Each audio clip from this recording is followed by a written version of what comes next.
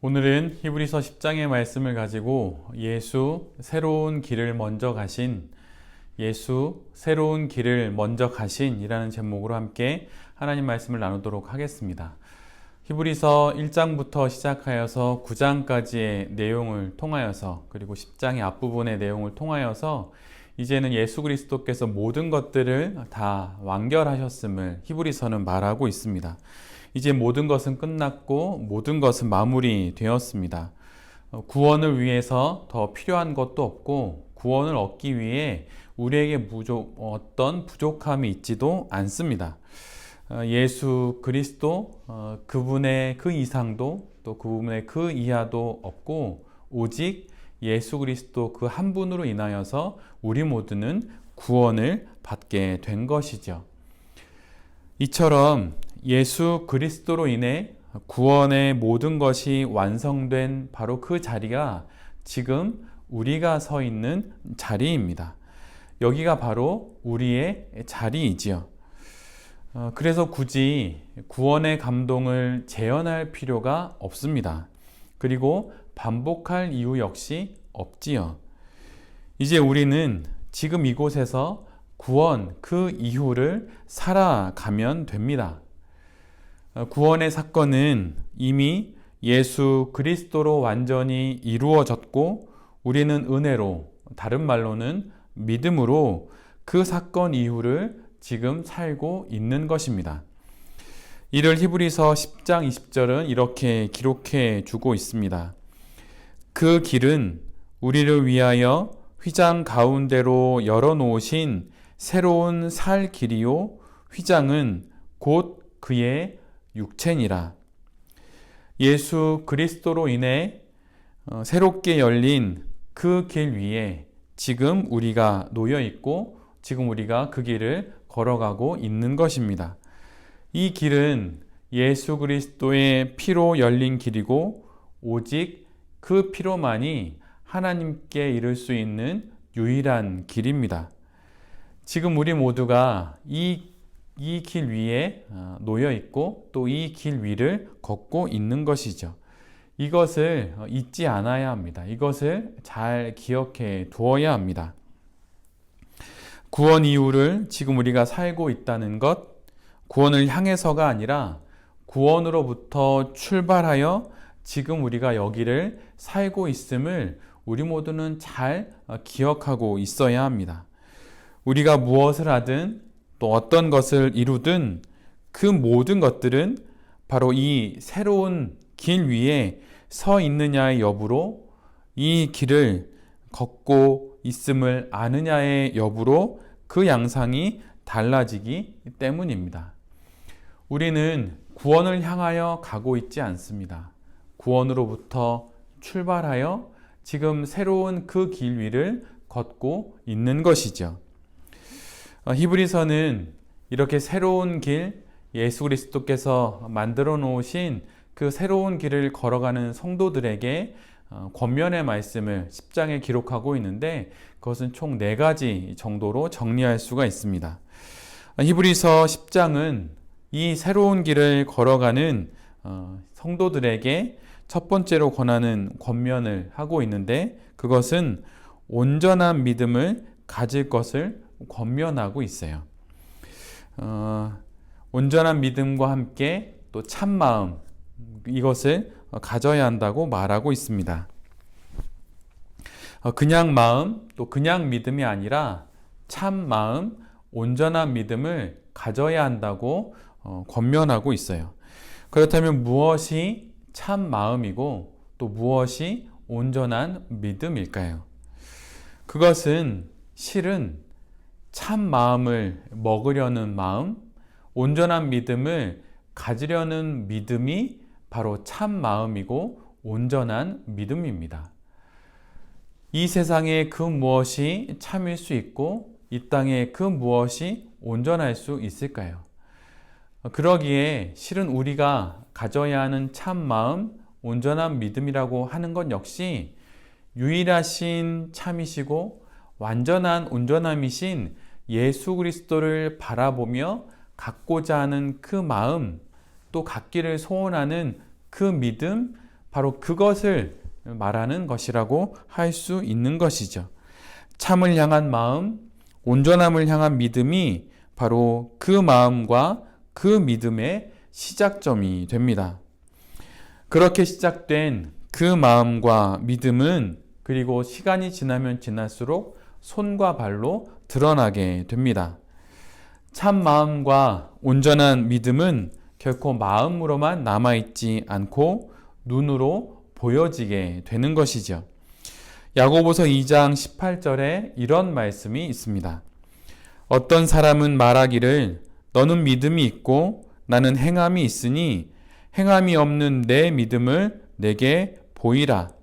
나는 행함으로 내 믿음을 내게 보이리라 하리라. 구원 이후의 믿음은 행함으로 드러나게 되어 있습니다. 어떤 정신적인 승리로서의 마음먹음과 믿음이 아니라 고군분투하는 믿음이 있어야 한다고 하는 것이죠. 그리고 이 믿음이 곧 참마음, 온전한 믿음이라고 하는 거예요. 이 부분이 우리에게 약합니다. 말만 넘치고 행함이 없는 이런 믿음이 우리에게 너무 많이 있죠. 말씀 묵상을 말하고 기도해야 한다고 말하고 삶으로서의 예배를 말하지만 정작 그렇게 살지는 않습니다. 여러분의 참 마음과 온전한 믿음은 어디에서 볼 수 있습니까? 이것들이 증명되는 자리가 우리의 삶 가운데 있어야 합니다. 여러분 혹시 청년밥상 문간이라고 하는 이름의 식당을 혹시 가보신 적이 있으신가요? 아니면 이렇게 어떤 매스컴이나 이런 걸 통해서 들어보신 적이 있으십니까?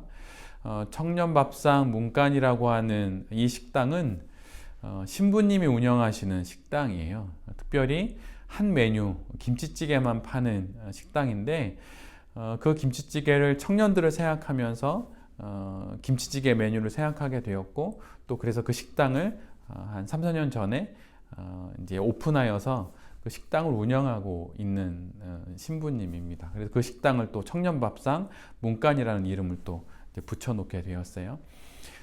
그런데 이 청년들이 찾아와서 이 시대를 살아가고 있는 청년들이 너무 힘들고 고단해 보여서 이렇게 잘 차려놓은 밥상 하나를 청년들에게 대접해주고 싶은 마음으로 그 식당을 열었고 또 적정한 가격인 3,000원을 정해서 밥은 무한 리필하면서 그렇게 식당을 운영하고 있다고 합니다.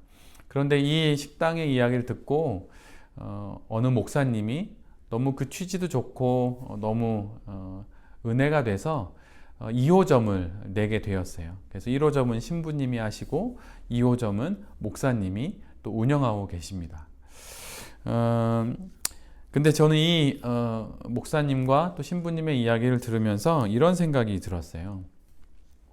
가장 영적인 삶을 추구하는 이들이라고 할 수 있는 성직자들에게도 자신들이 믿는 바를 구현해야 할 자리에 대한 고민이 있었고 이것이 결국 1인분에 3,000원 하는 김치찌개를 파는 것으로 세상에 볼 수 있게 드러난 것이라는 것이죠. 이처럼 가정이나 또 생계를 위한 직장이나 아니면 그 어떤 곳에서라도 내 안에 있는 참 마음과 믿음이 그 온전한 믿음이 드러날 수 있는 곳이 있어야만 합니다. 그럴 때 그 마음과 믿음이 정말로 참 마음이 되고 또 온전한 믿음이 된다고 하는 것이죠. 그런데 히브리서 기자는 예수 그리스도로 인하여서 열린 새로운 그 길을 걸어가는 성도들에게 이런 참 마음과 온전한 믿음이 있어야 한다고, 그리고 그것이 드러나는 그런 삶의 자리가 있어야 한다고 우리에게 권면하고 있습니다. 여러분에게 그런 자리가 있으신가요?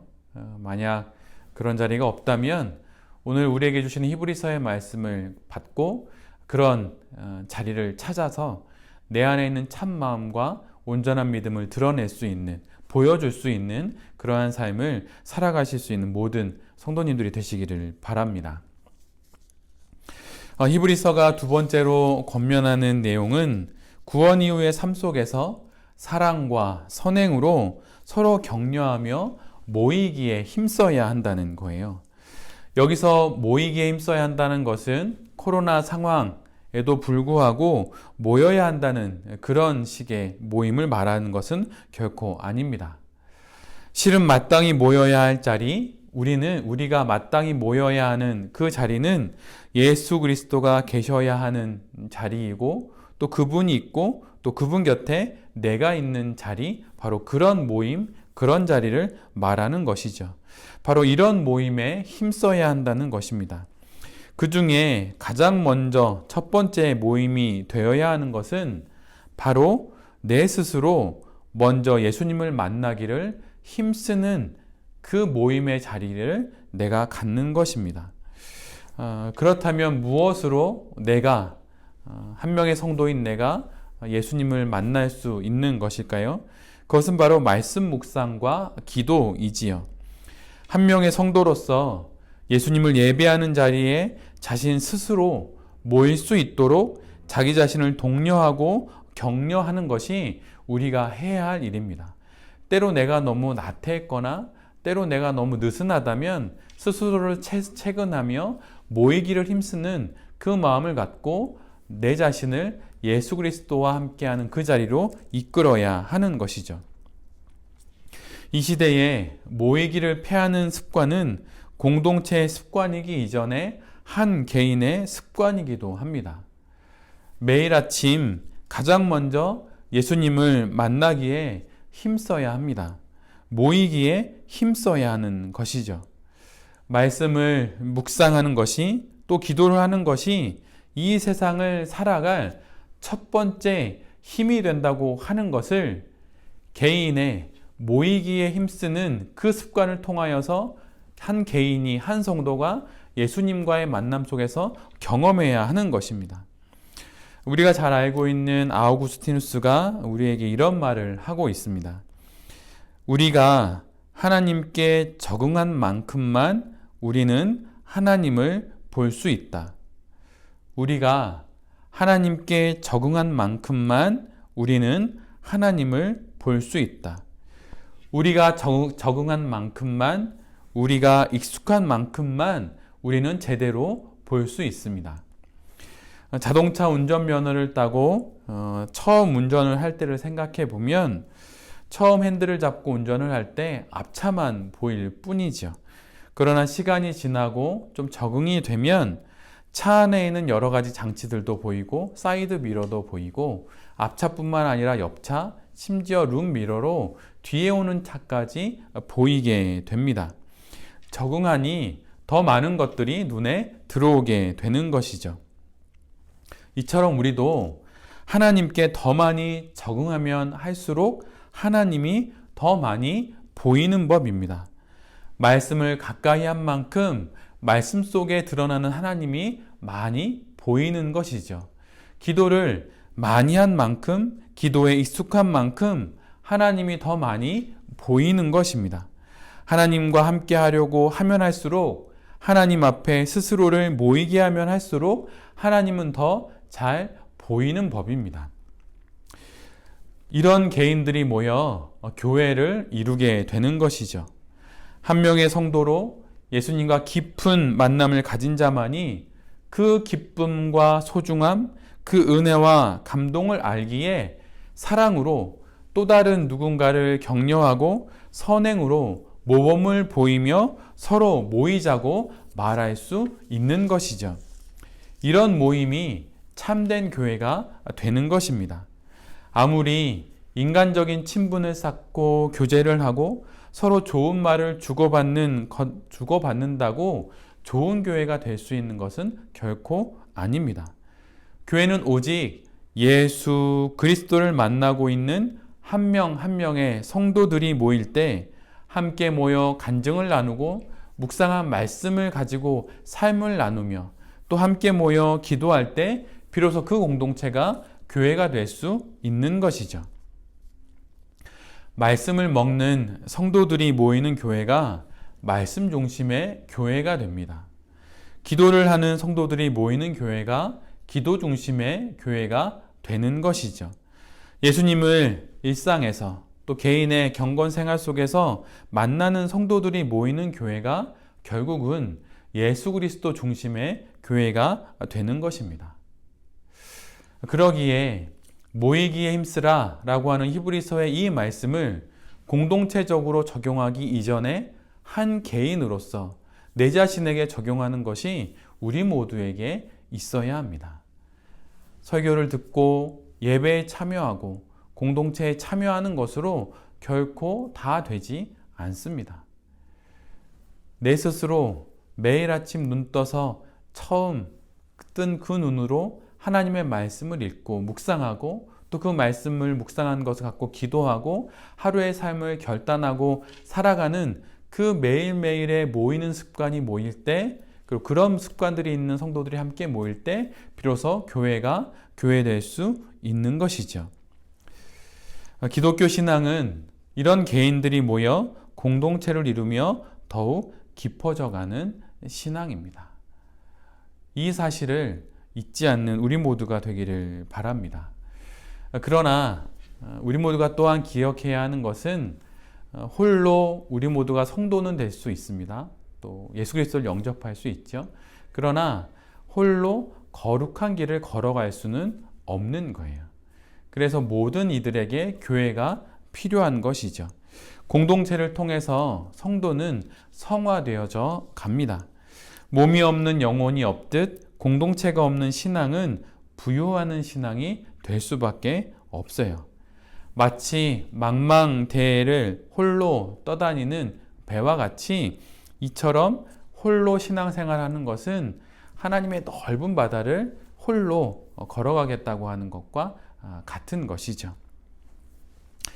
이 땅에 오신 예수님도 제자들을 공동체로 부르셨고 또 그들을 이렇게 묶어서 전도하러 보내시지 않습니까?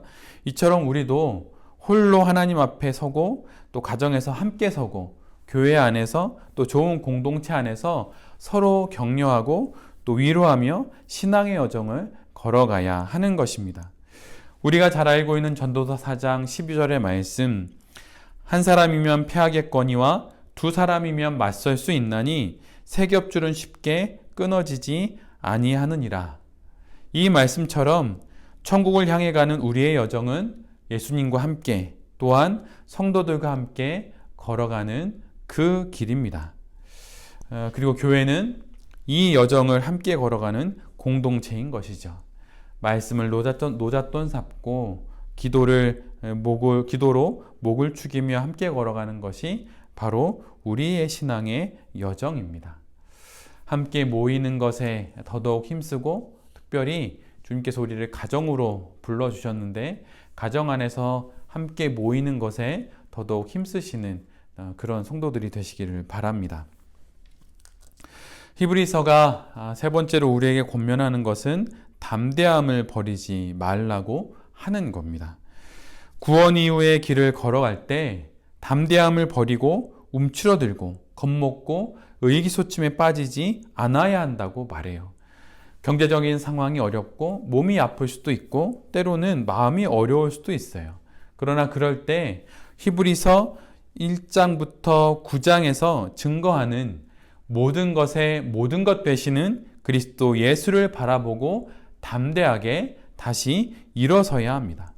의지를 갖고 삶을 바꾸고 신앙의 성숙을 도모하는 것이 바로 담대함인 것이죠. 소위 기독교 신앙의 좋은 덕목이라고 할 수 있는 순종, 그것을 교회에서 많이 강조합니다. 그런데 순종은 그 언어적 특성상 아무 말 하지 않고 두 손 모아 고개를 숙이고 수동적인 자세를 갖는 것으로 이해되는 경향이 많이 있습니다. 그러나 기독교의 순종은 그렇지가 않아요. C.S. 루이스가 쓴 순전한 기독교에서는 기본 덕목이라고 하는 제목이 붙은 그런 챕터가 있는데 거기에서는 4가지의 도덕적인 덕목과 3가지의 신학적인 덕목, 즉 기독교적인 덕목을 기록하고 있습니다. 이 3가지 기독교적인 덕목은 우리가 잘 알고 있는 믿음, 소망, 사랑입니다. 그런데 아이러니하게도 아직 우리가 함께 보지 않은 히브리서 11장, 12장, 13장 이 마지막 3장이 믿음, 소망, 사랑이라는 이런 기독교의 이 3가지 덕목을 차례로 설명해 주고 있어요. 이것은 이후로 또 말씀을 보며 함께 나누도록 하겠습니다. 그런데 C.S. 루이스가 말하고 있는 기본 덕목, 그 중에 도덕적 덕목의 4번째 덕목이 무엇이냐면 바로 꿋꿋함이에요. 이는 달리 말하면 용기라고 저자는 기록하고 있는데 C.S. 루이스는 이 꿋꿋함을 2가지 종류의 용기로 설명합니다. 마치 새가 2 날개로 하늘을 날듯이 그렇게 이 용기를 2가지 종류로 설명하고 있어요.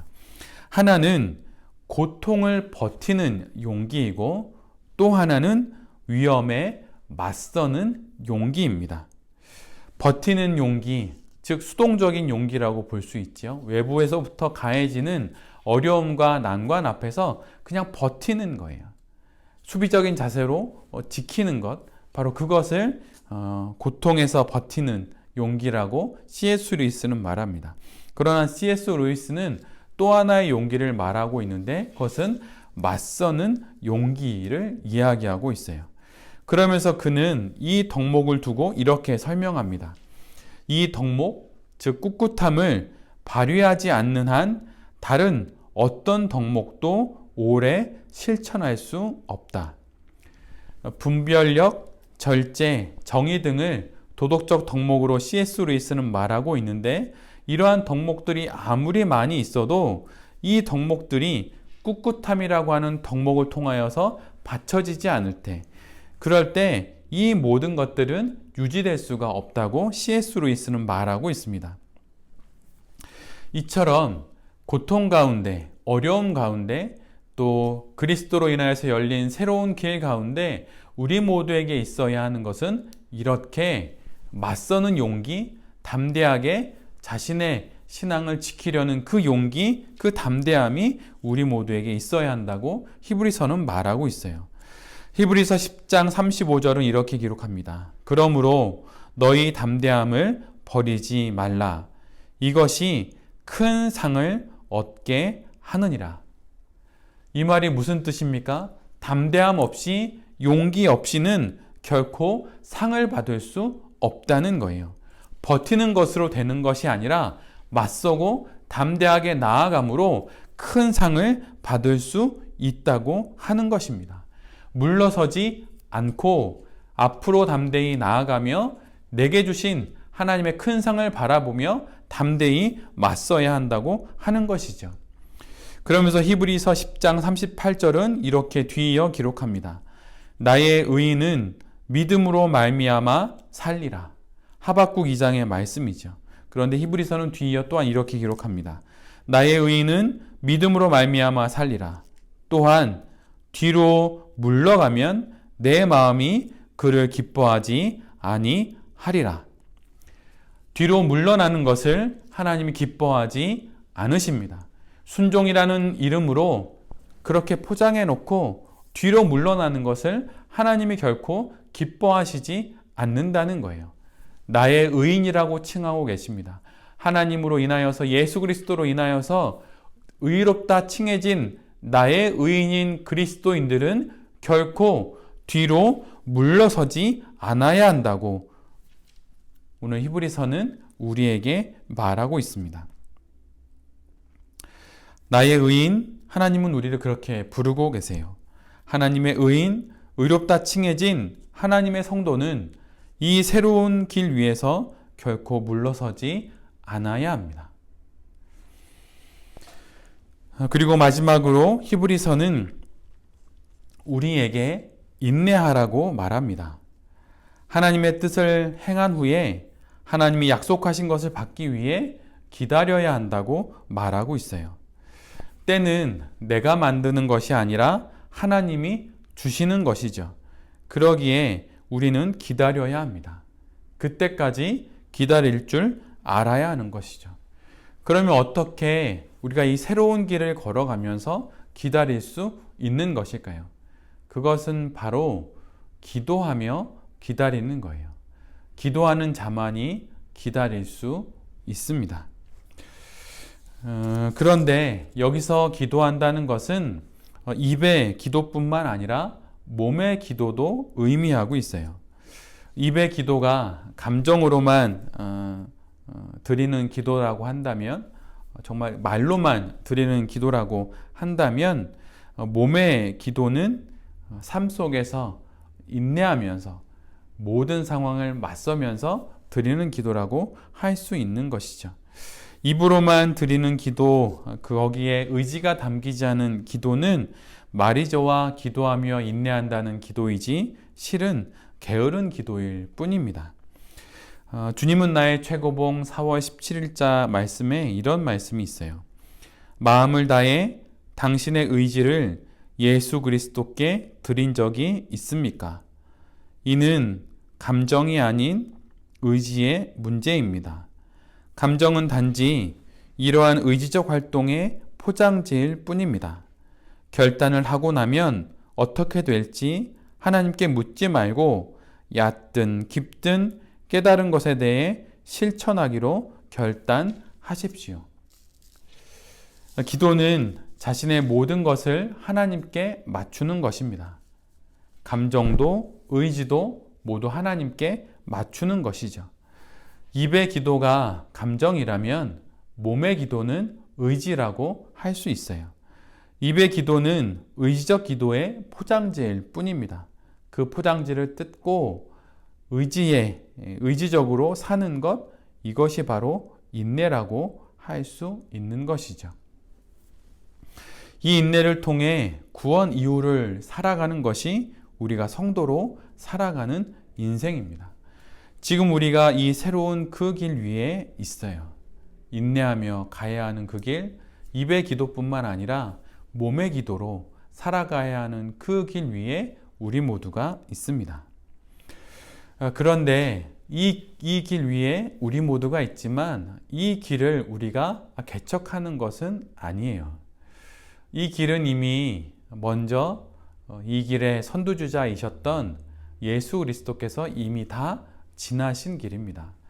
예수님이 지나신 그 길, 예수님께서 먼저 우리보다 앞서서 걸어가시면서 참 마음과 온전한 믿음으로 지나가셨고 성부 하나님과 함께 당신의 뜻을 이루어 가셨고 담대히 십자가를 지셨고 고난의 길을 인내하심으로 이미 닦아놓으신 그 길, 그 길 위에 우리 모두가 지금 있는 것입니다. 예수님께서 이미 이 길의 선두주자로 걸어가신 그 길이 지금 우리가 걸어가고 있는 길인 것이죠. 그 길을 예수님을 바라보며 선두주자이신 예수 그리스도를 바라보며 우리가 후발주자로 그렇게 그 길을 걸어가고 있는 거예요. 우리 앞에 새로운 길이 이미 열려 있습니다. 그러나 그 길은 내가 길을 내야 하는 그 길이 아니라 선두주자이셨던 예수 그리스도께서 먼저 걸어가신 그 길입니다. 구원 이후 우리가 두 발을 딛고 있는 그 길을 담대하게 또 인내하며 또 몸의 기도와 말의 기도로 또 참마음과 온전한 믿음으로 또 모이기에 힘쓰며 걸어가는 그런 우리 모두가 될 수 있기를 간절히 기도드립니다.